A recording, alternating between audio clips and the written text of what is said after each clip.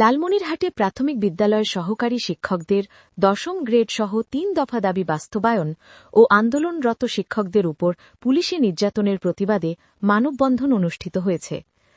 সোমবার জেলার মিশন মোড়ে এই মানববন্ধন অনুষ্ঠিত হয়।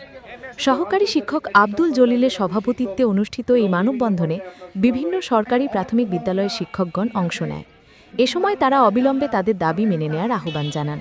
নাটক, সিনেমা, ওয়েব সিরিজ সহ বিশ্বের পপুলার টিভি চ্যানেল সবকিছু একসাথে শুধুমাত্র জাগো বাংলায়।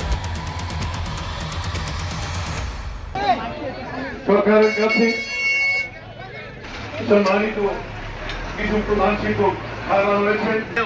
আমাদের প্রত্যাশা তিনি আমাদের স্বপ্ন পূরণ করে যাবেন।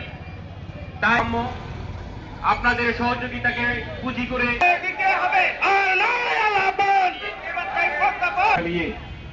আমরা নেমেছি। শিক্ষকরা বঞ্চিত হয়, তাদের অনেক চাওয়া পাওয়া ধরনের নির্যাতন আমার সহকর্মী ভাই বোনদের করা হয়েছে। হিন্দু ভাইদের আজাদ, আমি মোহাম্মদ আব্দুল জলিল। আমাদেরকে সরকার অবশ্যই সুখী